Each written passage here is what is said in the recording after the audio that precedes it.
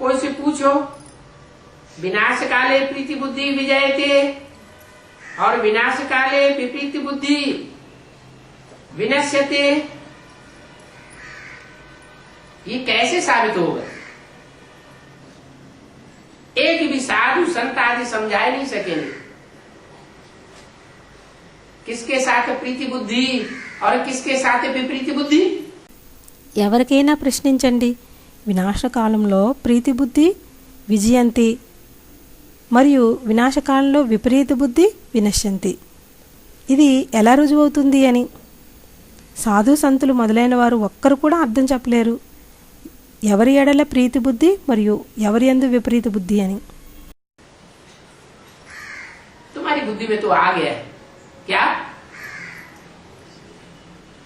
जिस मुकर्रर रथ में परमात्मा बाप एक व्यापी बनकर के पाठ बजाते हैं, उसके साथ प्रीति बुद्धि तो विजय थे, और अगर उसके साथ विपरीत बुद्धि तो विनश्य। మీ బుద్ధిలోకైతే వచ్చింది ఏమిటి? ఏ నిశ్చిత రథంలో పరమాత్మ తండ్రి ఒక్క వ్యాపి అయి పాత్ర చేస్తున్నారో వారి యందు ప్రీతి బుద్ధి అయితే విజయతి, ఒకవేళ వారి ఎడల విపరీత బుద్ధి అయితే వినశ్యతి. ये अभी प्रैक्टिकल आंखों से देखेंगे। क्या देखेंगे? एक के साथ जिनकी प्रीति बुद्धि, उनकी संसार में विजय हो जाएगी, उनको पांडव कहा जाता है, और एक के साथ जिनकी विपरीत बुद्धि, वो कौरव संप्रदाय और यादव संप्रदाय, उनका विनाश होना है. ఇది ఇప్పుడు ప్రాక్టికల్లో కళ్ళతో చూస్తారు. ఏం చూస్తారు? ఒక్కరి యందు ఎవరికి ప్రీతి బుద్ధియో వారికి ప్రపంచంలో విజయం అవుతుంది, వారిని పాండవులు అంటారు. మరియు ఒక్కరి యందు ఎవరికి విపరీత బుద్ధియో వారు కౌరవ సాంప్రదాయస్తులు మరియు యాదవ సాంప్రదాయస్తులు, వారికి వినాశనం అవ్వాల్సిందే. बाप से प्रीति रखने में बड़ी मेहनत है क्या? माया से प्रीति रखने में मेहनत नहीं है. माया को मौसी का घर बताया. बच्चे रूठ जाते हैं तो झट से मौसी के घर में पहुंच जाते हैं. बाप की प्रीति कोई मौसी का घर नहीं है. తండ్రి యందు ప్రీతి పెట్టుకోవడంలో చాలా శ్రమ ఉంది. ఏమిటి? మాయతో ప్రీతి పెట్టుకోవడంలో శ్రమ లేదు. మాయను పిన్నమ్మగారి ఇల్లు అని అన్నారు. పిల్లలు అలుగుతారు, వెంటనే పిన్నిగారింటికి చేరుకుంటారు. తండ్రి ప్రేమేమీ పిన్నమ్మ ఇల్లు కాదు. तुम बच्चों को बहुत मेहनत करनी पड़ती है क्या? तुम बाप से प्रीति बुद्धि बनने की मेहनत करते हो, माया बायलोरा डाल देती है, मायावी रूप बन करके सामने आ जाती है, अनेक रूप धारण करती है, तुम्हारी बुद्धि को विचलित कर देती है. మీ పిల్లలకు చాలా శ్రమ పడాల్సి వస్తుంది. ఏమిటి? మీరు తండ్రితో ప్రీతి బుద్ధి అవటానికి శ్రమ పడుతున్నారు. మాయ విఘ్నాలు వేస్తుంది, మాయావి రూపం ధరించి ఎదుటకు వస్తుంది, అనేక రూపాలను ధారణ చేస్తుంది, మీ బుద్ధిని విచలితం చేసేస్తుంది. तो बाप तो बहुत आसान ज्ञान सुनाते हैं. जो श्रीमत पर चलते हैं उनके लिए आसान हो जाता है, और जो मनमत पर चलते हैं या मनुष्य की मत पर चलते हैं उनके लिए कठिन हो जाता है. తండ్రి చాలా సులభమైన జ్ఞానాన్ని వినిపిస్తున్నారు. ఎవరు శ్రీమతంపై నడుస్తారో వారి కోసం సులభం అవుతుంది, మరియు ఎవరు మన్మతంపై నడుస్తారో లేక మనుష్య మతంపై నడుస్తారో వారికి కఠినం అవుతుంది. ये 84 जन्मों का चक्र है जो तुम्हारी बुद्धि में बैठाता हूं. बाकी विनाशकाले प्रीति बुद्धि और विपरीत बुद्धि ये तो याद के लिए कहा जाता है. ఇది 84 జన్మల చక్రం. దానిని మీ బుద్ధిలో కూర్చోబెడుతున్నాను. ఇక మిగిలింది వినాశకాలంలో ప్రీతి బుద్ధి మరియు విపరీత బుద్ధి. ఇదైతే యాద కోసమే చెప్తారు. जो प्रीति बुद्धि होंगे उनको याद ज्यादा आवेगी, जो विपरीत बुद्धि होंगे उनको याद नहीं आएगी। ఎవరు ప్రీతి బుద్ధి అవుతారో వారికి యాద్ ఎక్కువగా వస్తుంది. ఎవరు విపరీత బుద్ధి అవుతారో వారికి యాద్ రాదు. दुनिया में भी किसी से प्यार हो जाता है, प्रीति हो जाती है, तो ऑटोमेटिक उसकी याद आती है।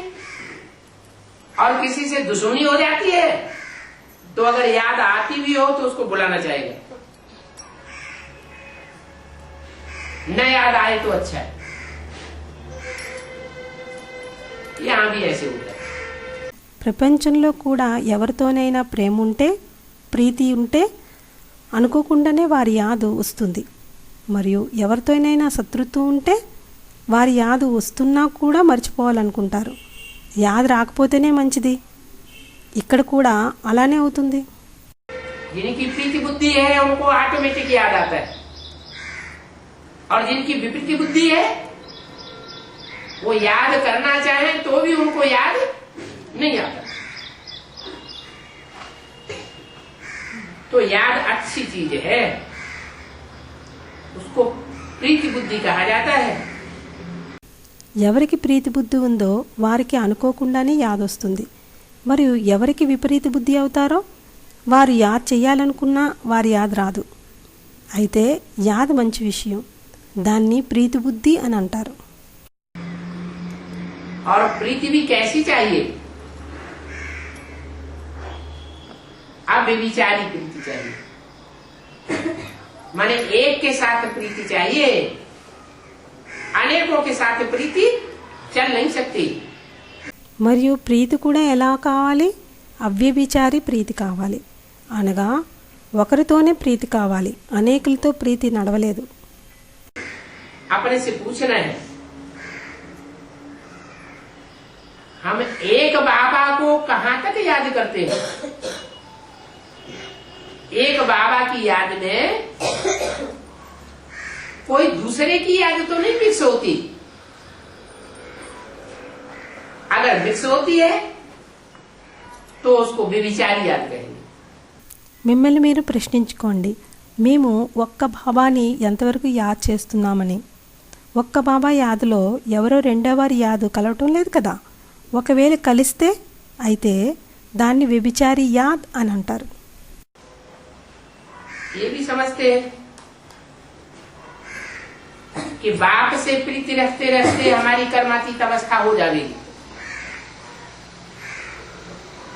दूसरा कोई उपाय नहीं। कर्मातीत अवस्था होगी और ये शरीर छूट जाएगा, फिर लड़ाई लग जाएगी। ఇది కూడా తెలుసుకుంటున్నారేమంటే తండ్రి యందు ప్రీతి పెట్టుకొని మన యొక్క కర్మాతీత అవస్థ అవుతుందని. వేరే ఉపాయం ఏమీ లేదు. కర్మాతీత స్థితి వస్తే ఈ శరీరం వదిలిపోతుంది, తిరిగి యుద్ధం మొదలవుతుంది. शरीर छूटेगा फिर लड़ाई लगेगी, तो शरीर छूटने के बाद हमें लड़ाई से क्या लेना देना? शरीर छूटेगा माना ये देह का लगन ममत्व छूट जाएगा। जैसे ही हमारा पुरुषार्थ करते करते प्रीति बुद्धि बनते बनते हमारा देह से लगाव छूटेगा और दुनिया में लड़ाई लग जाएगी। అరే శరీరం వదిలేస్తే తిరిగి యుద్ధం మొదలవుతుంది. అయితే ఈ శరీరం వదిలేక మనకి యుద్ధంతో ఏమిచ్చిపుచ్చుకోవటం? శరీరం వదలటం అనగా ఈ దేహంపై ధ్యానం, అనుబంధం, మమత్వం వదిలిపోతాయి. ఎలాగంటే మనం పురుషార్థం చేస్తూ చేస్తూ ప్రీతిబుద్ధి అవుతూ అవుతూ మన దేహం నుండి ధ్యానం వదులుతుంది మరియు ప్రపంచంలో యుద్ధం మొదలవుతుంది. तो जितना बाप से प्रीति होगी उतना तमो प्रधान से सतो प्रधान बन जाएंगे। जब तुम सतो प्रधान बन जाएंगे तो तुम्हारी कोई से लड़ाई नहीं होने वाली। पांडव कोई से लड़ाई नहीं लड़ते। అయితే ఎంతగా తండ్రి యందు ప్రీతి ఉంటే అంతగా తమో ప్రధానం నుండి సతో ప్రధానం అవుతారు. ఎప్పుడు మీరు సతో ప్రధానం అవుతారో మీకు ఎవరితోనూ యుద్ధం జరగదు. పాండవులు ఎవరితోనూ యుద్ధం చేయరు. यादव और कौरव बाहुबली होते हैं, इसलिए वो लड़ाई लड़ते हैं। तुम्हारे तो योग बल है, योग बल अर्थात प्रीति बल। तुम तो एक बाप को प्यार करने वाले हो। ఏమిటి యాదవులు మరియు కౌరవులు బాహుబలం వారై ఉంటారు కాబట్టి వారు యుద్ధం చేస్తారు. మీదైతే యోగబలం, యోగబలం అనగా ప్రీతి బలం. మీరైతే ఒక్క తండ్రినే ప్రేమించేవారు. तो बाप आकर के कोई हिंसक युद्ध नहीं कराते। यहाँ तो एक ही इम्तिहान है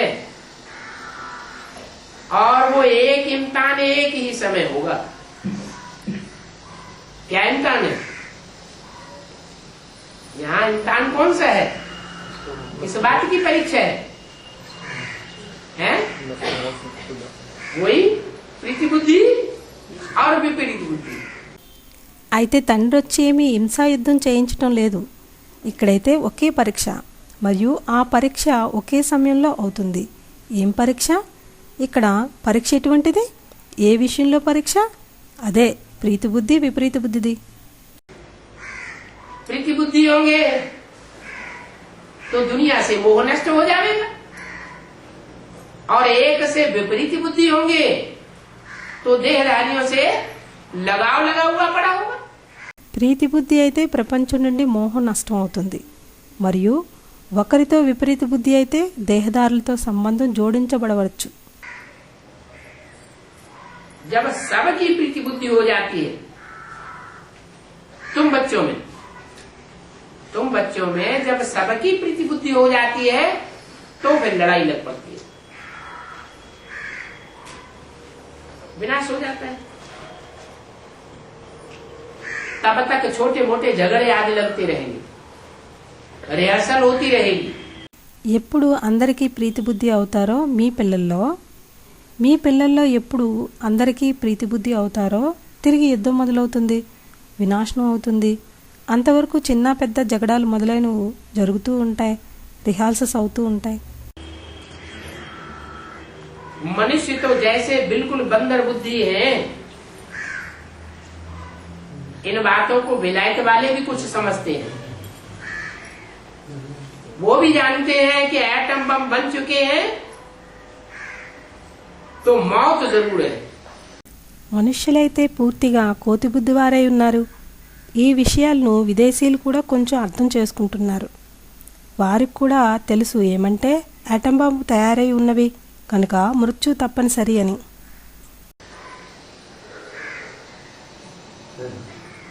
कोई मना नहीं कर सकता। ये खौफनाक सामग्री कैसे बनी हुई है, कौन इसका प्रेरक है? इतनी खौफनाक सामग्री बनी हुई है और कौन इसको बनाने के लिए प्रेरणा कर रहा है? समझते कोई प्रेरक है जो हमसे ये बनवाते हैं? ఎవరూ కాదనలేరు ఈ భయంకరమైన సామగ్రి ఎలా తయారై ఉన్నది అని. ఎవరు దీనికి ప్రేరకులు?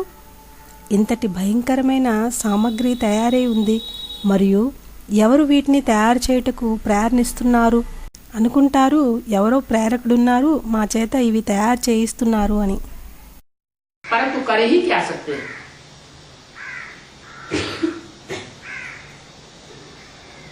मजबूर है,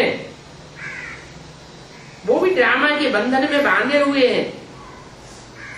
ऐसी खतरनाक सामग्री बनाने के लिए अपने साइंस के बल से अपने ही कुल की मौत लाते हैं। शास्त्रों में उनका नाम दिया है यादव।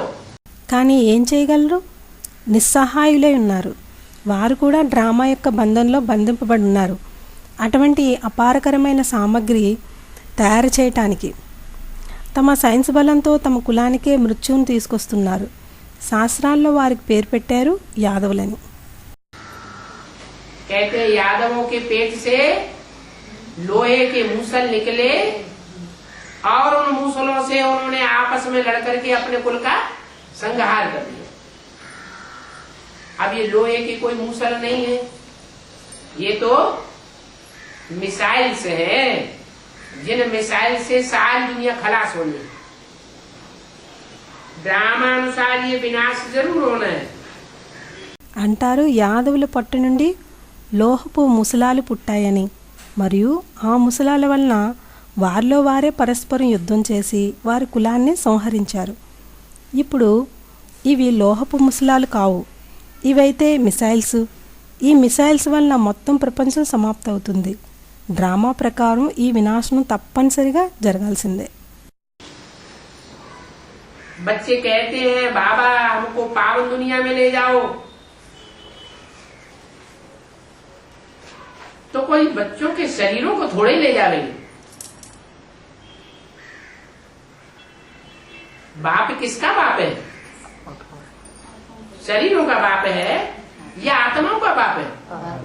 तो जो आत्म की स्थिति में बने होंगे पक्के, उनको ले जाएंगे, बाकी सबके शरीर खलास हो जाएंगे. పిల్లలు అంటారు బాబా మమ్మల్ని పావన ప్రపంచంలోకి తీసుకువెళ్ళండి అని. అయితే కొందరు పిల్లల శరీరాలను ఏమైనా తీసుకువెళ్తారా? తండ్రి ఎవరి తండ్రి? శరీరాల తండ్రా లేక ఆత్మల తండ్రా? ఎవరు అన్నారు ఆత్మలకు అని. అయితే ఎవరు ఆత్మిక స్థితిలో తయారయ్యారో పక్కాగా వారిని తీసుకువెళ్తారు. మిగిలిన వారందరి శరీరాలు సమాప్తైపోతాయి. आत्मिक स्थिति में जो पक्के होंगे वो इस दुनिया में रहते हुए भी इस देह और देह के संबंधों से परे बन जाएंगे, फरिश्ता बन जाएंगे. फर्श की दुनिया वालों से उनका रिश्ता टूट जाएगा. ఆత్మిక స్థితిలో ఎవరు పక్కా అవుతారో వారు ఈ ప్రపంచంలో ఉంటూ కూడా ఈ దేహం మరియు దేహ సంబంధాల నుండి అతీతంగా అయిపోతారు, ఫరిస్తాలుగా అవుతారు. ఈ భూప్రపంచం నుండి వారి సంబంధాలు తెగిపోతాయి. तो मैं शरीरों को नहीं ले जाऊंगा, माना देह अभिमानियों को मैं नहीं खींचूंगा.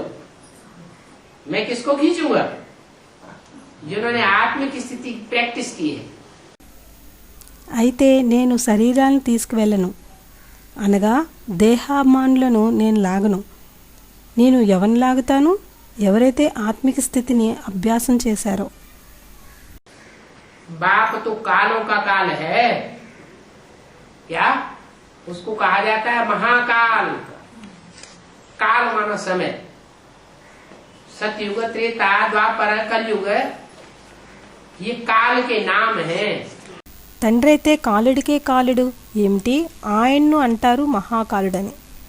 కాల్ అంటే సమయం. సత్యుగం, త్రేత, ద్వాపరయుగం, కలియుగం ఇవి కాలానికి పేర్లు. सतो प्रधान काल सतयुग, सतो सामान्य काल त्रेता युग, रजो प्रधान काल द्वापर युग और तमो प्रधान काल कलयुग. लेकिन इन सब कालों से बड़ा काल महाकाल वो संगम युग में ही आता है. సతో ప్రధాన కాలం సత్యయుగం, సతో సామాన్య కాలం త్రేతాయుగం, రజో ప్రధాన కాలం ద్వాపరయుగం మరియు తమో ప్రధాన కాలం కలియుగం. కానీ ఈ అన్ని కాలాల కన్నా పెద్ద కాలం మహాకాల్. ఆయన సంగమ యుగంలోనే వస్తారు. संगम युग में आता है और सारी दुनिया को काल खा जाता है. कालों का काल महाकाल अकाल मूर्त कहा जाता है. तो बाप तो कालों का काल है. इन बातों को कोई जानते नहीं है. సంగమ యుగంలోనే వస్తారు మరియు మొత్తం ప్రపంచాన్ని మృత్యు తినేస్తుంది. కాలానికే కాలుడు, మహాకాలుడు, అకాలమూర్తి అని అంటారు. కాబట్టి తండ్రి కాలానికే కాలుడు. ఈ విషయాల గురించి ఎవరికీ తెలియవు. मनुष्य तो बिल्कुल जैसे एप्स बन गए. गाया हुआ है कि मरुआ मौत मनु का शिकार.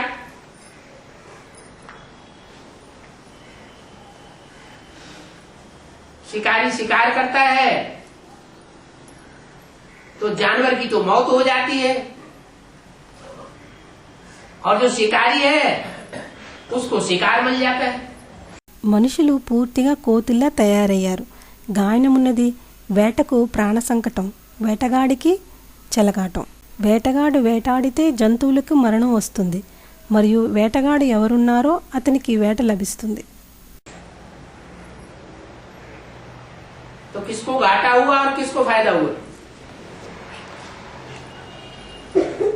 शिकारी को फायदा हुआ और जानवर को घाटा हो गया. तो ऐसे ही ये सारी दुनिया जो हाय हाय करके शरीर छोड़ेगी, अंतमते सोच की गते बनेगी। ये तुम्हारे लिए हो रहा है। అయితే ఎవరికి నష్టం వచ్చింది, ఎవరికి లాభం వచ్చింది? వేటగాడికి లాభం మరియు జంతువుకు నష్టం వస్తుంది. అలాగే ఈ మొత్తం ప్రపంచం ఏదైతే ఉన్నదో అది అయ్యో అయ్యో అంటూ శరీరం వదులుతారు. అంతిమతే వారికి సోగతి తయారవుతుంది. ఇది మీకోసమే జరుగుతోంది. क्या ये नई दुनिया में तुम जावेंगे और वो इस दुनिया को छोड़ करके शांति धाम में जाकर के शांत से बैठे। ఏమిటి? ఈ కొత్త ప్రపంచంలోకి మీరు వెళ్తారు మరియు వారు ఈ ప్రపంచాన్ని వదిలేసి శాంతిధామంలోకి వెళ్ళి శాంతిగా కూర్చుంటారు. उनके अनेक जन्मों का सुख का विनाश हो जाएगा और तुम्हारे अनेक जन्मों के सुख का संवर्धन हो जाएगा। वो दुनिया वाले तो समझते हैं कि शांति हो जाए, शांति सम्मेलन करते रहते हैं। వారికి అనేక జన్మలకు సుఖం వినాశనం అయిపోతుంది మరియు మీకు అనేక జన్మలకు సుఖం యొక్క వృద్ధి అవుతుంది. ఆ ప్రపంచం వాళ్ళు అనుకుంటారు శాంతి అవ్వాలని, శాంతి సమ్మేళనాలు చేస్తూ ఉంటారు. शांति सम्मेलन करते रहते हैं, यज्ञ आदि करते रहते हैं और दुनिया में अशांति अशांति बढ़ती रहती है। तो इस दुनिया में क्या सर्व शांति स्थापन होगी? दुख अशांति बढ़ेगी, बढ़ती जा रही है, या दुख अशांति कम होगी? अति को पावेगी, अति होगी और अंत हो जाएगा। శాంతి సమ్మేళనాలు చేస్తూ ఉంటారు, యజ్ఞాలు మొదలైనవి చేస్తూ ఉంటారు. మరి ప్రపంచంలో అశాంతి పెరుగుతోంది. అయితే ఈ ప్రపంచంలో ఏమిటి శాంతి స్థాపన అవుతుందా? దుఃఖం అశాంతి పెరుగుతాయి. పెరుగుతూ ఉన్నాయా లేక దుఃఖము అశాంతి తగ్గుతాయా? అతిని చేరుకుంటున్నాయి. అతి అయితే మరి అంత్యం అవుతుంది. इसलिए कोई को भी चक्र के ऊपर ले जाकर के समझाओ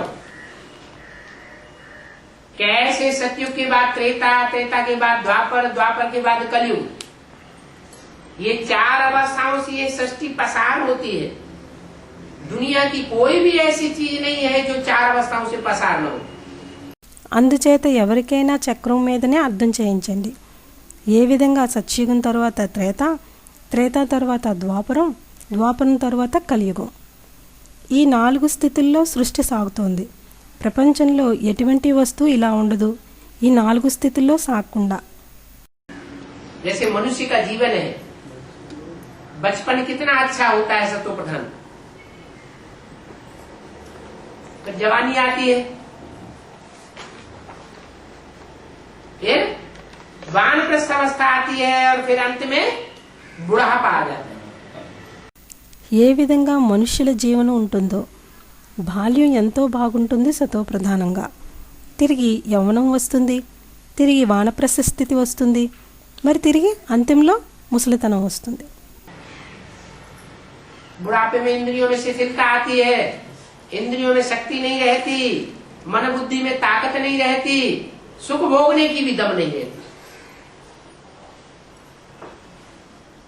तो कहते हैं बूढ़ा हो गया। ऐसे ही ये सृष्टि भी कलयुग के अंत में बूढ़ी हो चुकी है। ముసలితనంలో ఇంద్రియాల్లో శిథిలత్వం వస్తుంది.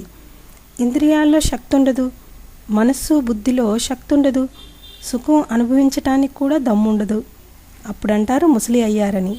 అలాగే ఈ సృష్టి కూడా కలియుగం అంతంలో ముసలి అయిపోయింది. इसमें सुख काग विष्टा समान है। सुख सुख नहीं है, सुख थोड़ा है और दुख लंबे समय का है। ఇందులో సుఖం కాకిరెట్టతో సమానంగా ఉంది. సుఖం సుఖం కాదు, సుఖం తక్కువగా ఉంది మరియు దుఃఖం చాలా ఎక్కువ సమయం ఉంటుంది.